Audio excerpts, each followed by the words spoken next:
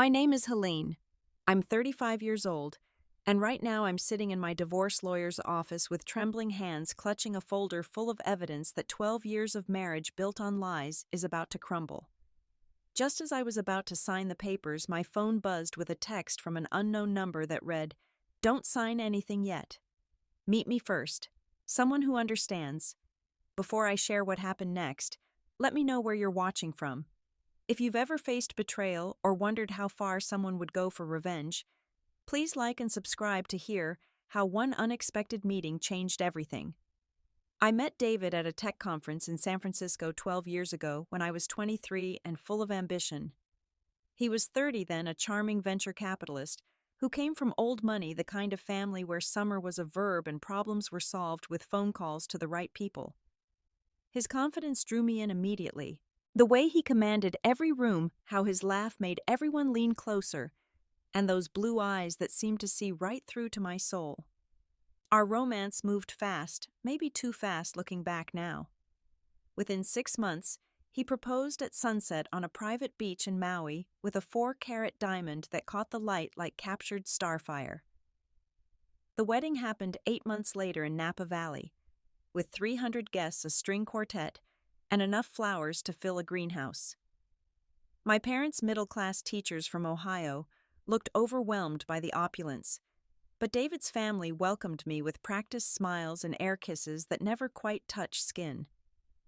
We built our life in Manhattan, starting with a penthouse on the Upper East Side, with views of Central Park that still took my breath away on foggy mornings. David insisted on a weekend house in the Hamptons, too, a sprawling estate with 8 bedrooms we'd never fill, and a pool we used maybe twice each summer. I left my marketing director position at a growing startup to support David's career. Something he said made sense since he earned 20 times my salary. At first, I didn't mind. I threw myself into being the perfect wife, the one who knew every client's spouse's name, who could host a dinner party for 20 with 2 hours' notice, who looked flawless at every charity gala and country club event. The first 8 years felt like living inside a magazine spread. We traveled to Paris for anniversaries, spent Christmas in Aspen, and summers touring vineyards in Tuscany. Our social circle consisted of other power couples who measured success in stock portfolios and vacation homes. I learned to speak their language, to laugh at the right moments, to never mention my public school education, or that my father drove a 10-year-old Honda.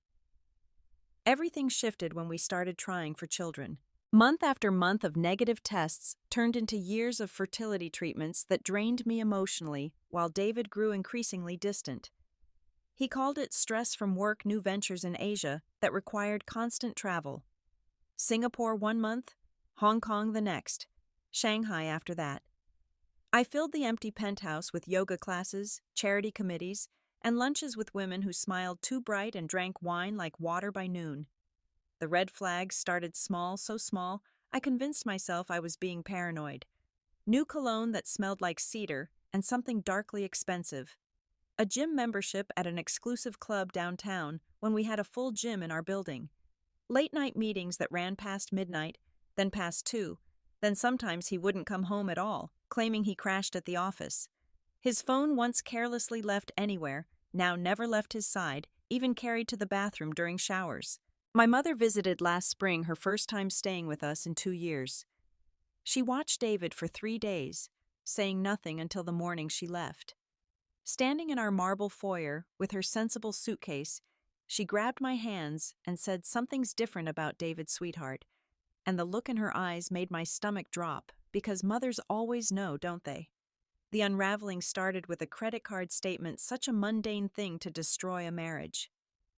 I usually never looked at them since David handled our finances, but that Tuesday in September, I was searching for a receipt for tax purposes when I saw it. Tiffany & Company, $8,400 charged 3 weeks prior.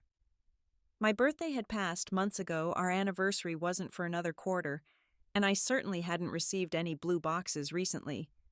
When I asked David about it that evening over dinner, he didn't even look up from his phone. "Client gift," he said, "for closing the Morrison deal. You know how these things work."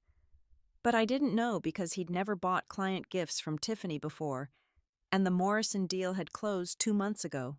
Still, I nodded and changed the subject to the hospital fundraiser we were attending that weekend, pushing down the sick feeling that had taken residence in my chest. That night, unable to sleep, I did something I'd never done before. I pulled up our phone records, online pages and pages of numbers most familiar, but one stood out. A number with a Manhattan area code that appeared dozens of times each day, texts and calls lasting hours starting 6 months ago. The latest call was that afternoon while David was supposedly in a partners meeting. The next morning after David left for the office, I called my friend Jennifer, who'd divorced her husband 2 years prior. She gave me the name of a private investigator, someone discreet who specialized in high-net-worth divorces. Michael Brennan sounded tired when he answered, like he'd heard my story 1,000 times before. He probably had. We met at a coffee shop in Brooklyn where none of David's colleagues would spot us. Michael was thorough, professional, and kind in the way people are when they're about to help you detonate your life. He said 2 weeks, and he'd have everything I needed. Those 2 weeks stretched like pulled taffy. I went through the motions of my life, smiling at David over breakfast, attending my Pilates classes, organizing the library benefit auction, all while feeling like I was watching myself from outside my body. David seemed oblivious to my distance, or maybe he was relieved. He traveled to Boston twice, or said he did, and I didn't ask for details. Michael called on a Thursday morning. He had a package for me. We met at the same coffee shop, and he slid a manila envelope across the scarred wooden table. Inside were photographs, credit card records, hotel receipts, and a USB drive with video footage. My hands shook as I flipped through image after image of David with her. Alexandra, according to the investigator's notes, though she went by Lexi. 28 years old, a hedge fund analyst at Cromwell Partners, married to Marcus Sterling for 7 years. The photos told the story of 18 months of deception. David and Lexi laughing over champagne at the St. Regis. David and Lexi walking hand in hand through Central Park. David and Lexi entering the Tribeca apartment he'd rented under an LLC name. Kissing in the doorway. Her wearing the Tiffany necklace I'd asked about, an elaborate piece with diamonds and sapphires that sparkled against her throat. The receipts painted an even clearer picture. Weekend trips to Miami, staying at the Four Seasons under assumed names. A Cartier watch for $32,000. Hermes bags. Multiple ones, the kind with waiting lists that somehow never applied to mistresses. Theater tickets. Restaurant bills at places he'd told me he was entertaining clients, charges at lingerie boutiques I'd never heard of and would never shop at. But the video was what broke me. Security footage from the apartment building lobby showing them arriving together, her laughing at something he said, him carrying shopping bags from Barney's and Bergdorf Goodman. The easy intimacy between them, the way his hand rested on her lower back, guiding her to the elevator. The way she looked at him, like he hung the moon the same way I used to look at him. I sat in that coffee shop until they closed, reading through the investigator's notes. Lexi and David met on a business trip to Singapore, her firm working with his on some merger. The affair started immediately. They'd been careful, but not careful enough. The apartment lease was the key. David had hidden it well, but property records showed he paid $9,000 a month for a 2-bedroom with skyline views. That night I confronted nothing. Instead, I called my sister Emma in California. She listened to me sob for an hour, then said very calmly that I needed to protect myself financially before doing anything else. She was right, of course. Emma, the practical one, who'd become a forensic accountant, walked me through what to look for. Hidden accounts, cryptocurrency wallets, transfers to offshore holdings. David came from money, but he'd also made his own fortune, and men like him always had escape plans. I spent the next 3 days documenting everything while David attended a conference in Chicago or wherever he actually was. I found more than Emma predicted. Hidden accounts in the Cayman's cryptocurrency worth millions, art and wine collections stored in climate-controlled facilities I didn't know we owned. The family trust was more complicated, locked in ways that would take lawyers to untangle. But there was more than enough in our joint holdings to ensure I wouldn't end up with nothing. The morning David returned from his trip, I was ready. I had copies of everything stored in 3 different places, including a safety deposit box David didn't know about. I'd retained Rebecca Martinez, the shark of Manhattan divorce attorneys who'd handled the Pemberton divorce last year, the one that made headlines when the wife walked away with 70% of assets plus both houses. David kissed me goodbye that Monday morning, mentioned dinner at Daniel that night for our monthly date night, and I smiled and said I'd meet him there. Instead, I met with Rebecca and her team, laying out everything Michael had found, plus what I'd discovered on my own. Rebecca's expression grew increasingly grim as she reviewed the evidence. Financial infidelity. On top of sexual infidelity, she said, "Judges don't look kindly on that." We filed that afternoon. The next morning, I was nursing my 3rd cup of coffee and staring at the divorce papers I hadn't signed yet when my doorman called up. A Marcus Sterling was in the lobby insisting he needed to speak with me urgently. The name hit like ice water. Lexi's husband. My hand trembled as I told the doorman to send him up, not sure if I was about to face a confrontation or something else entirely. Marcus Sterling stood 6'3" with the kind of presence that came from building companies from nothing and selling them for hundreds of millions. His dark hair was perfectly styled despite what must have been a hellish few days, and his gray suit probably cost more than most people's cars. But his eyes told a different story, rimmed red with exhaustion, and something else, a controlled fury that matched my own. "I apologize for the intrusion," he said, voice steady despite everything. "I believe we have something in common to discuss." The understatement was so absurd I almost laughed. Instead, I gestured him inside, and we sat across from each other in my living room, while Central Park stretched out below us, all autumn gold and amber in the morning light. Marcus had known about the affair for 6 months. He told me, his voice clinical, like he was discussing a business merger rather than his marriage imploding. He'd hired his own investigator after Lexi started working late, consistently started caring about her appearance in ways she hadn't in years, started smiling at her phone with a brightness he hadn't seen since their honeymoon in Santorini. But Marcus hadn't confronted her. Instead, he'd waited, planned, gathered evidence that would make my manila folder look like a preview. See, Marcus Sterling hadn't just built and sold one company. He'd done it 3 times, and his 4th was currently valued at $2 billion. He understood the long game, understood that emotion was the enemy of strategy, understood that revenge was a dish best served with legal documentation and financial devastation. He opened his leather portfolio and spread documents across my glass coffee table. David and Lexi weren't just having an affair. They were building a future together using our money.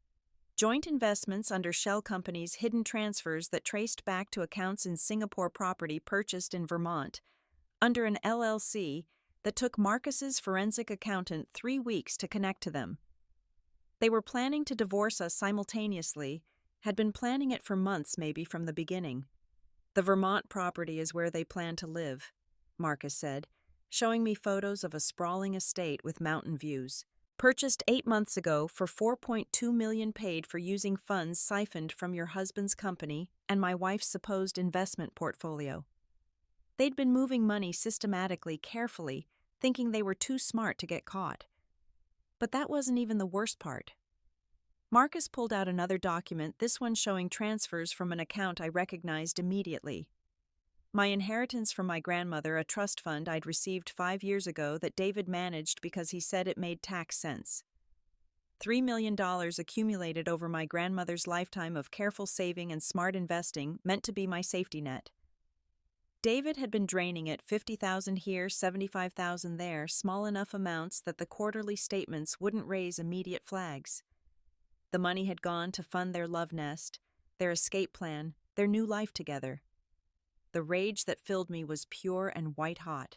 I wanted to throw something, to scream, to drive to David's office and destroy everything in sight. But Marcus just sat there calm and collected and said the words that changed everything. "I don't want to just divorce them," he said. "I want to destroy them. And I think together we can do exactly that. But first, there's something else you need to know." He pulled out a slim tablet, swiped to a document that made my blood run cold. David's company, the one that made him millions, the one that funded our entire lifestyle, was built on insider trading. And Lexi had been feeding him information from her hedge fund for the entire duration of their affair. The SEC would be very interested in this, Marcus said quietly. But that's not the interesting part. The interesting part is that your name is on several of these accounts, Mrs. Thornton. Your husband has been using you as a shield, putting illegal gains in your name, thinking spousal privilege would protect him if anything went wrong. But here's the thing about spousal privilege.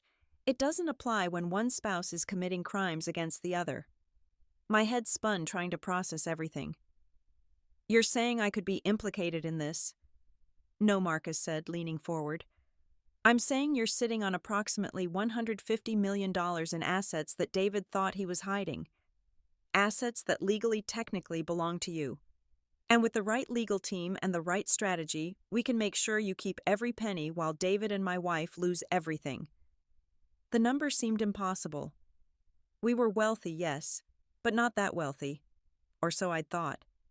Marcus explained that David had been hiding money for years, long before Lexi parking it in investments under my Social Security number, using my identity for tax advantages while keeping me in the dark about the actual amounts. The penthouse, the Hamptons house, the art collection, all of it was technically in my name for tax purposes. David had been too clever for his own good, creating a paper trail that would be his downfall. Why should I trust you? I asked, because this seemed too convenient, too perfect. Marcus smiled for the first time, but it didn't reach his eyes. Because I want the same thing you do. Complete and total annihilation. I built my fortune from nothing, earned every penny through 100-hour weeks, and sacrificing everything. Lexi was born wealthy, met me when I was still climbing, and I thought she loved me for me, not my bank account. Finding out she's been planning to leave me for someone with even more money, using my resources to fund her exit, that's unforgivable. But more than that, they've been laughing at us. I have recordings. He pulled out his phone, hit play on a voice memo. Lexi's voice filled the room, tinny through the speaker, but clear enough. Marcus is so pathetic, she was saying, giggling. He actually thinks I care about his little startup stories. And then David's voice, the one that used to whisper, he loved me, saying Helene's too trusting to ever figure it out. We could do this for years, and she'd just keep smiling and planning her charity events. The recording went on for 5 more minutes. Them mocking my fertility struggles, joking about Marcus's dedication to work, planning their future while treating us like obstacles to overcome, rather than people they'd pledged to love. Every word was a knife, but also evidence, beautiful legal evidence that would play very well in court. Marcus's plan was elegant in its viciousness. We would coordinate our divorces file simultaneously to prevent them from hiding assets or coordinating their stories. We would use the financial crimes as leverage, threatening criminal charges unless they agreed to our terms. The timeline had to be perfect, and he suggested we strike during Thanksgiving. Thanksgiving? I asked, confused. Both our families have traditions, Marcus explained. David's family always hosts at their estate in Greenwich. My wife's family comes to New York. It's the one time of year they can't avoid family gatherings, can't make excuses. We'll have maximum leverage and maximum witnesses. The plan was intricate, requiring weeks of additional preparation, but Marcus had already started. He had a team of lawyers, forensic accountants, and even a public relations firm ready to control the narrative. All I had to do was play along, pretend everything was normal, while we gathered the final pieces of evidence. But I had one condition. I want to hear everything I said. Every recording, every piece of evidence, every detail of their deception. I want to know exactly who I married. Marcus nodded slowly. That can be arranged. But I should warn you, it's going to hurt. Knowing everything always hurts more than knowing just enough. He was right, of course. But I needed the pain, needed the anger it would fuel, needed to kill any remaining love I might harbor for the man I'd shared my life with for 12 years. Because Marcus was offering more than money or revenge. He was offering complete liberation, and I was ready to take it. The first meeting with Marcus's legal team took place in a conference room that looked more like a war room. Former federal prosecutors, corporate lawyers, who'd handled billion-dollar mergers, Forensic accountants who'd traced terrorist funding all gathered around a mahogany table covered in documents, laptops, and enough coffee to fuel an army. Marcus hadn't been exaggerating about his resources or his commitment to total destruction. The lead attorney, a woman named Catherine Walsh, who'd successfully prosecuted 3 senators for corruption, laid out the situation with surgical precision. David's vulnerability was his reputation, specifically his father's political ambitions. Senator William Thornton was preparing for a presidential run, and his son's scandal would destroy any chance of that happening. The senator valued legacy above all else, and David knew it. Lexi's weakness was simpler but equally devastating. Her professional license, her entire career hung by a thread. The financial crimes she'd committed weren't just fireable offenses, they were federal crimes carrying potential prison sentences. She'd worked her entire life to reach her position, and losing it would destroy her identity more than losing Marcus ever could. We spent hours creating timelines matching David's trades with information Lexi had access to, building an airtight case that would stand up in court, or more importantly, terrify them into submission. The forensic accountants had found even more than Marcus initially discovered. David had been running this scheme for 3 years, long before Lexi, but she'd supercharged his efforts with her inside knowledge. The real estate alone was staggering. Beyond the Vermont property, there were condos in Miami, a ranch in Montana, commercial properties generating rental income, all hidden behind layers of LLCs and shell companies. The art collection was worth $40 million, including pieces reported as worth far less for insurance purposes, a separate fraud that would interest different authorities. But it was the personal recordings that broke me repeatedly. Marcus had been recording for months, perfectly legal since New York was a one-party consent state, and the recordings were in his own home. Listening to David and Lexi plan their life together while discussing us like we were problems to be solved rather than people they'd married was torture. But Catherine was right. Judges were human, and audio of cruel mockery would influence proceedings regardless of legal arguments. One recording stood out particularly. David describing our wedding night, laughing about how naive I'd been, how easy it was to make me believe in forever. Lexi responding that at least I was prettier than Marcus, though not by much, and they'd both dissolved into laughter. Marcus's face had been stone during that playback, but I saw his knuckles whiten as he gripped his coffee mug. We became unexpected allies. Then something resembling friends. Late nights preparing for depositions turned into dinners where we'd share stories of better times before betrayal became our common language. Marcus told me about meeting Lexi at a gallery opening, how she'd seemed so different from the social climbers he usually encountered. I told him about David's proposal, how I'd actually believed he loved me. For me, not my potential as a trophy wife. The surveillance we conducted was completely legal, but felt like something from a spy movie. Recording devices in my own home, cameras in my car, everything to capture David's lies in real time. The private investigators tracked their every move, documenting meetings at the Tribeca apartment, weekend trips they took, while claiming to be at conferences or visiting family. One particularly painful evening, I sat with Marcus in his office reviewing footage from the previous week. David had told me he was at a client dinner, but the video showed him at a jewelry store with Lexi selecting an engagement ring. The salesperson brought out ring after ring while Lexi tried them on, admiring her hand under the lights. They'd chosen a 5-carat emerald-cut diamond with side stones practically identical to mine, but larger because everything with them was about one-upmanship, even against us. That's when Marcus broke slightly the controlled facade, cracking just enough to show the hurt underneath.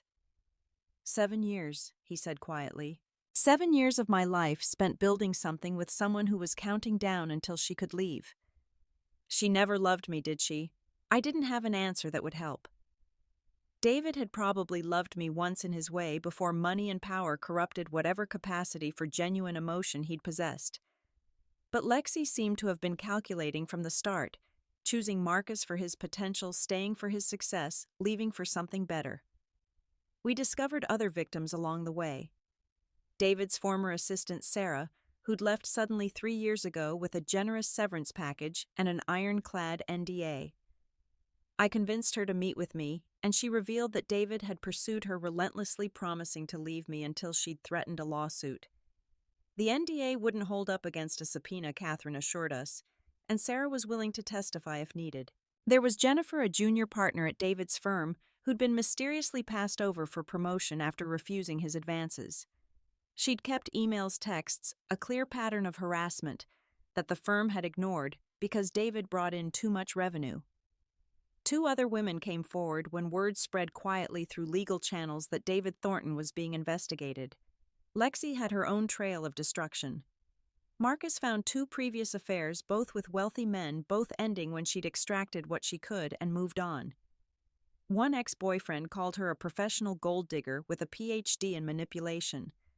Another described how she'd convinced him to invest in a startup that turned out to be owned by her friends, losing him $500,000.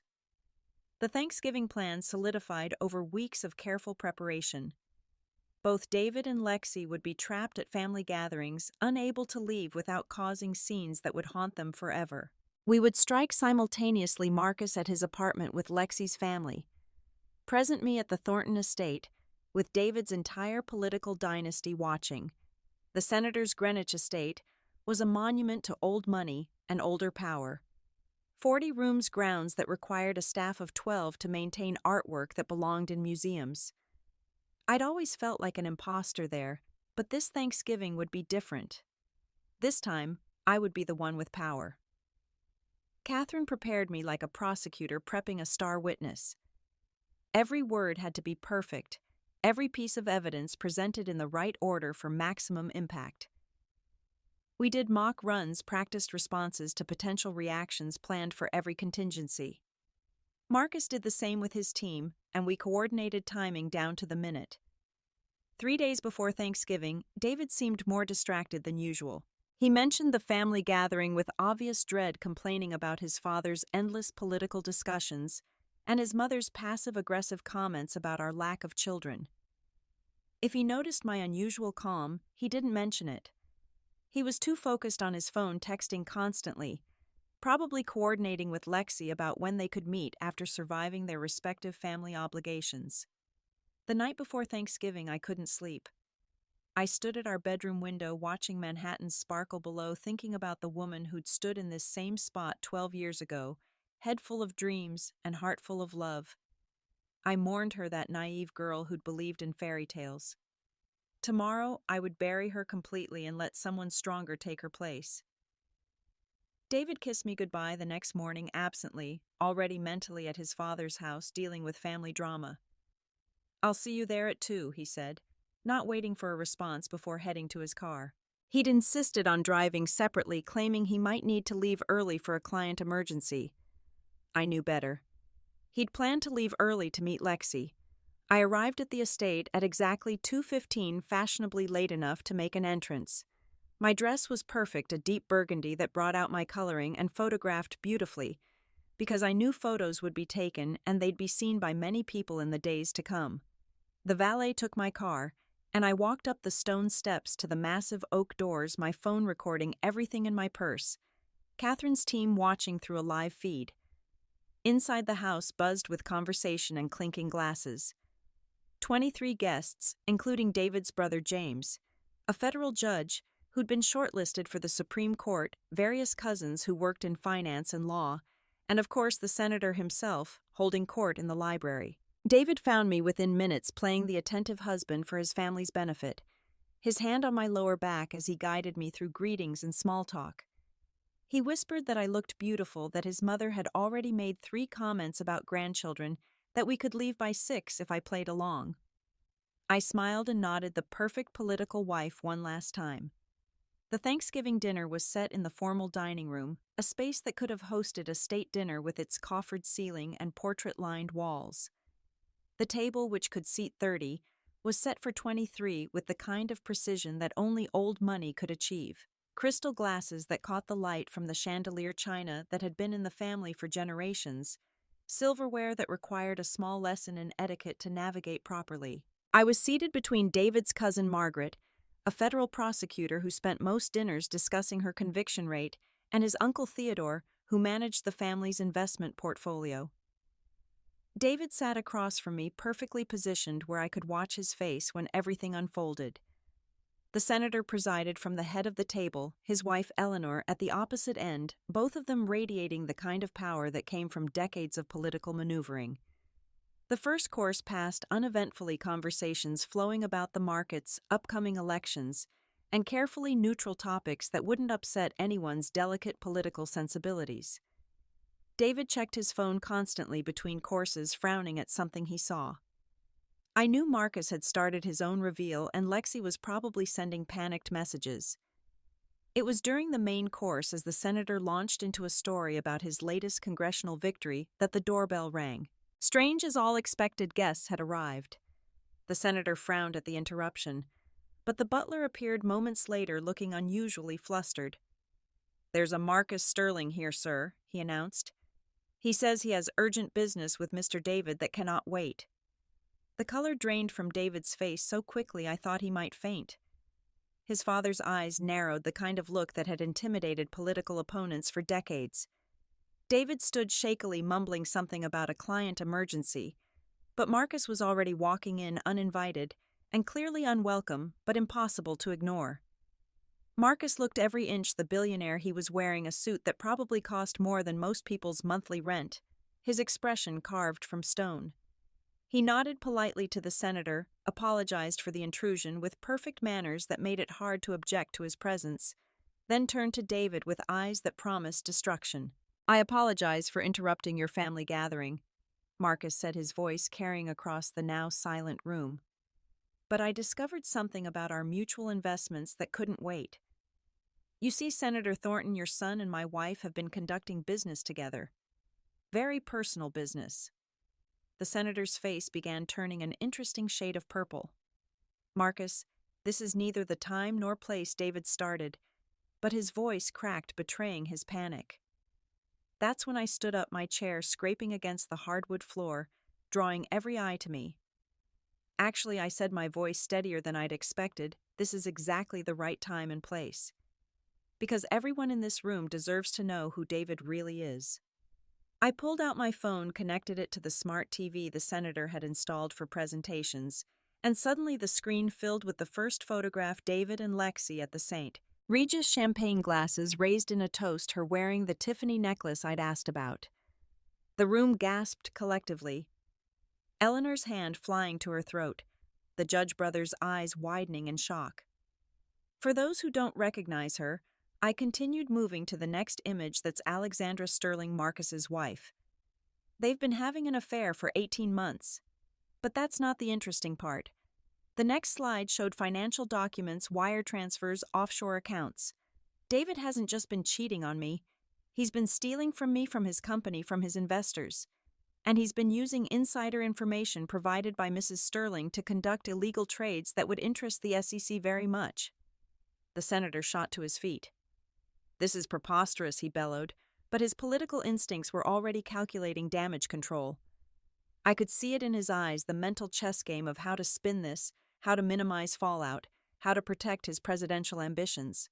Marcus took over then, his presentation even more devastating than mine. He showed recordings of David and Lexi planning their scheme, discussing how they'd manipulated us, mocking our families. The recording of them laughing about my fertility struggles caused David's mother to let out a small, wounded sound. The one where David called his father a pompous fool who was too obsessed with power to notice his son's activities made the senator's face go from purple to white. David tried to deny it, then minimize it, then redirect blame. "It's not what it looks like," he said desperately. "These are taken out of context, manipulated. This is corporate espionage." But his voice was thin, unconvincing, the voice of a man watching his life crumble in real time. His brother James, the federal judge, was the first to fully grasp the implications.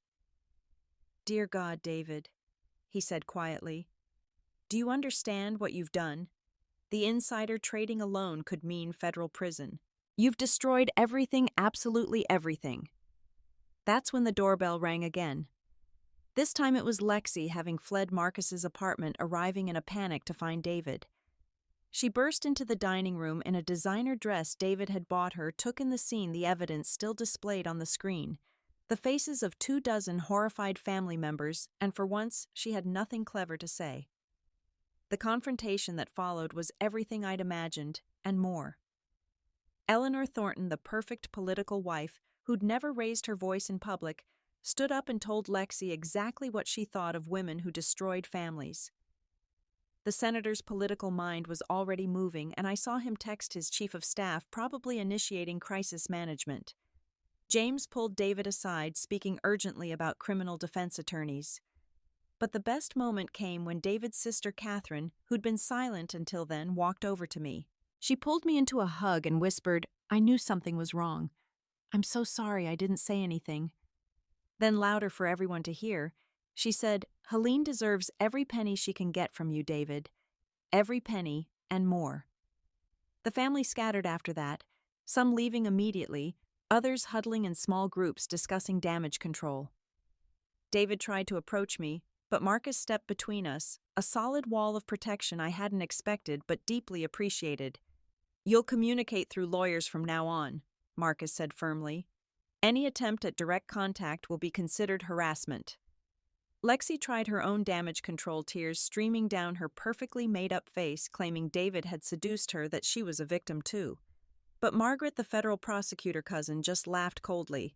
"Save it for court, honey." Though I doubt any jury will buy it once they see the evidence. As I left the estate, walking past the portraits of Thornton ancestors who'd built empires and influenced nations, I felt lighter than I had in years. The senator caught my arm at the door, and for a moment I thought he might threaten me. Instead, he said quietly, "You've destroyed my son." "No, Senator," I replied, pulling my arm free. "Your son destroyed himself.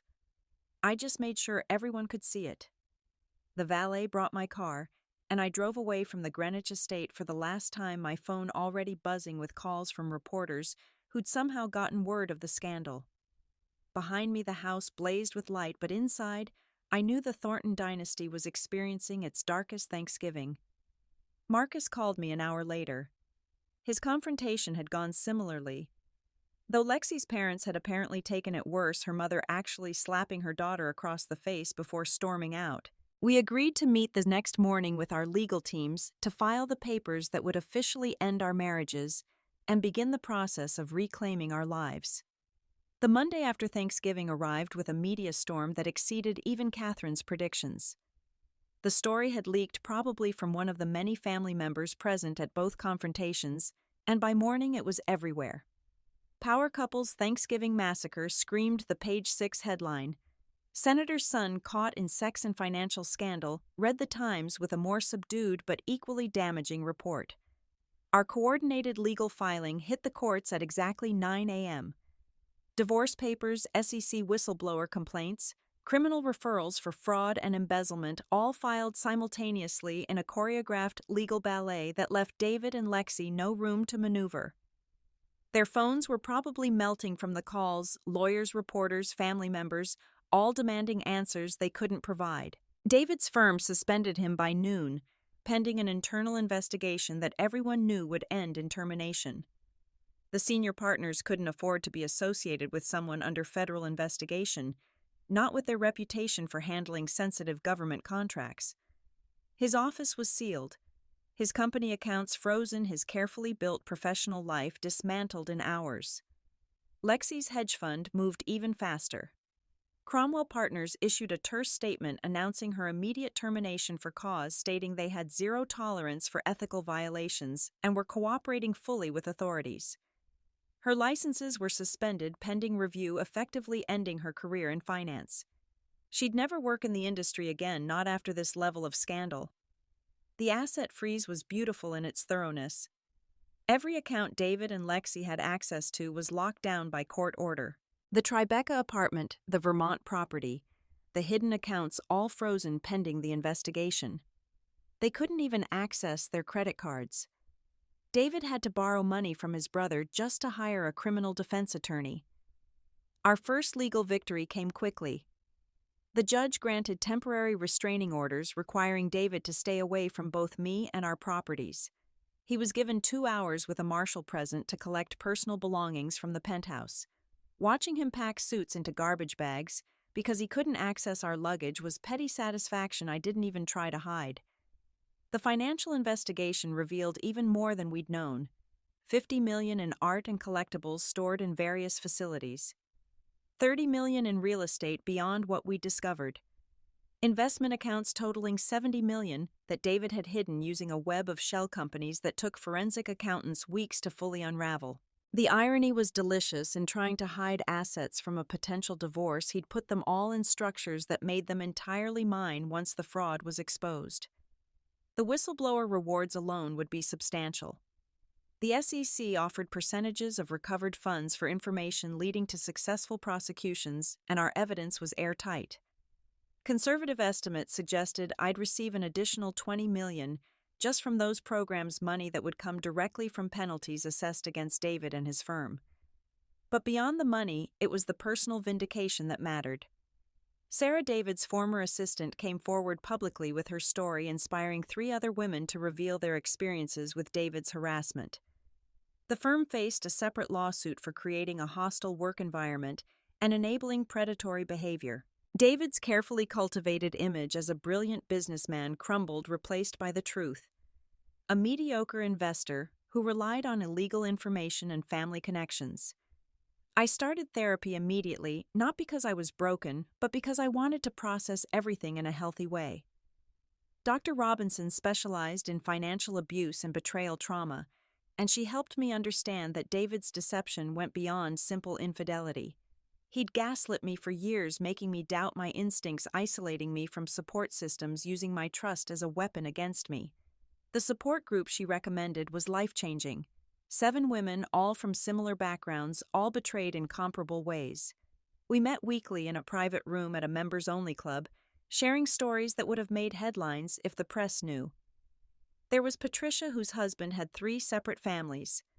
Monica, whose spouse had embezzled from her charity. Rebecca, betrayed by both her husband and her business partner, who were secretly lovers. We called ourselves the Phoenix Club Women, rising from the ashes of our former lives. Together, we were rebuilding, not just recovering. Patricia started a venture capital fund focused on women entrepreneurs. Monica launched a foundation helping women escape financial abuse.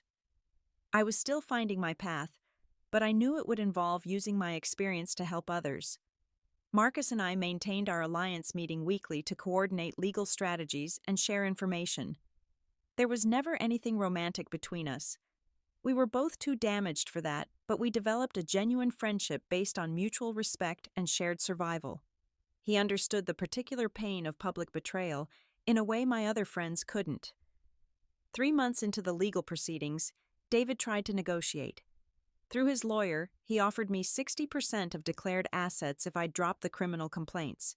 Marcus received a similar offer from Lexi, 70% if he'd stay quiet about the insider trading. We both refused. This wasn't about money anymore, it was about justice and ensuring they faced real consequences. The federal investigation moved slowly but thoroughly. Both David and Lexi were indicted on multiple counts of wire fraud, insider trading, and conspiracy. Their trial was set for the following year, but their lawyers were already negotiating plea deals. Prison time was inevitable. The only question was how much. David's family abandoned him entirely after the senator's chief of staff presented a political analysis showing the scandal had ended any presidential ambitions. The senator himself retired early, claiming health issues, but everyone knew the truth. His legacy, built over 40 years in politics, was destroyed by his son's greed. Eleanor filed for separation, unable to bear the shame.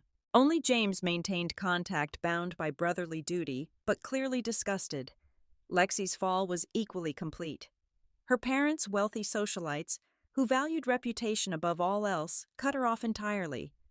Her trust fund, the old money she'd always relied on as backup, was restructured to exclude her. She moved in with a cousin in New Jersey, the kind of suburban existence she'd always mocked. Her Instagram, once filled with designer goods and exotic travels, went dark. The divorce finalization took 6 months, remarkably fast for such a complex case. I was awarded the full $150 million in assets plus damages for emotional distress and financial fraud. The penthouse, the Hamptons estate, The art collection, all mine. The judge's decision was scathing, calling David's behavior a grotesque violation of marital trust and fiduciary duty. 6 months after the divorce finalized, my new life had taken shape in ways I never could have imagined during those dark days of discovery. I'd sold the penthouse unable to live, surrounded by memories of deception, and bought a brownstone in Brooklyn Heights with character and warmth the sterile Manhattan apartment never possessed. 4 stories of exposed brick and restored hardwood with a garden where I grew tomatoes and herbs attempting to connect with something real and growing. The marketing consultancy I'd founded, Phoenix Rising, specifically served women entrepreneurs and female-founded startups. We offered services on a sliding scale, ensuring brilliant women with limited resources could access the same strategic guidance as those with venture backing.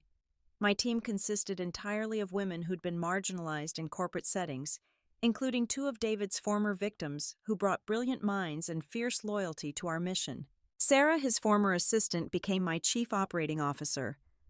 Her organizational skills were extraordinary, but more importantly, she understood the importance of creating a workplace where women felt safe and valued. Jennifer, the junior partner David had harassed, headed our legal consulting division, helping female founders navigate the maze of business law that often trapped them in bad deals.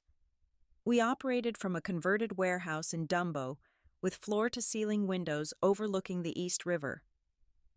I designed the space myself, creating an environment that felt nothing like the cold corporate offices where I'd attended David's events. Plants everywhere, natural light flooding in collaborative spaces that encouraged creativity rather than competition. We had a meditation room, a fully equipped kitchen, where we shared meals, and a childcare facility, so mothers could work without sacrificing family time. The Phoenix Club had evolved too, becoming more than just a support group. We'd formalized into a nonprofit organization providing legal and financial assistance to women leaving abusive marriages. Using my settlement money, I'd funded an endowment that paid for forensic accountants, private investigators, and attorneys for women who couldn't afford them. We'd helped 17 women in our first year, recovering over $30 million in hidden assets that would have otherwise been stolen. Marcus and I maintained our friendship, meeting monthly for dinner at a small Italian restaurant in Carroll Gardens, where no one recognized us. He'd moved to Austin as planned, launching a new company focused on financial transparency technology, essentially building tools to prevent the kind of fraud we'd experienced. His success was swift, the startup valued at $300 million within a year. He'd found love again with Dr. Amanda Chen, a neuroscientist he'd met at a conference. She was brilliant, kind, and completely uninterested in his money, having her own successful research company. Watching him smile genuinely for the first time since I'd known him, I felt nothing but happiness for his healing. When he introduced us, Amanda hugged me and said, "Thank you for being his friend through hell. He wouldn't have made it without you." My own healing journey was more complex. Therapy continued, weekly excavating wounds that predated David's patterns of people-pleasing and self-abandonment that had made me vulnerable to his manipulation. Dr. Robinson helped me understand that David had chosen me specifically because of my empathy and trust qualities that weren't weaknesses, but had been weaponized against me. Travel became my therapy too. Not the luxury resorts David had preferred, but real travel. I spent a month in Vietnam teaching English and learning about resilience from people who'd survived actual war.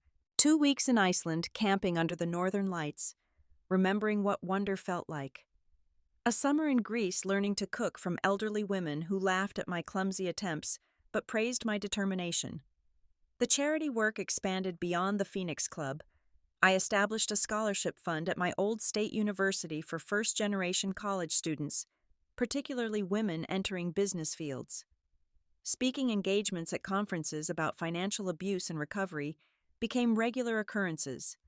My TED Talk, The Price of Trust, garnered 3 million views in its first month, resonating with women worldwide who'd experienced similar betrayals.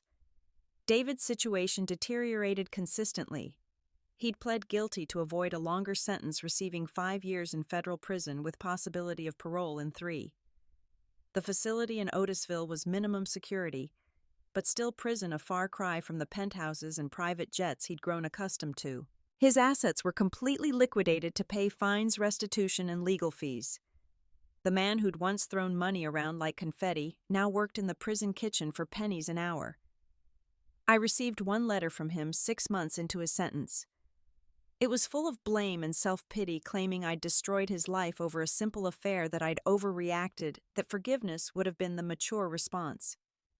There was no acknowledgement of the financial crimes, the emotional abuse, the systematic destruction of my self-worth. I didn't respond. Instead, I framed the letter and hung it in my office as a reminder of what gaslighting looked like, what I'd survived and overcome. Lexi fared no better. 3 years probation and a lifetime ban from the financial industry left her with few options.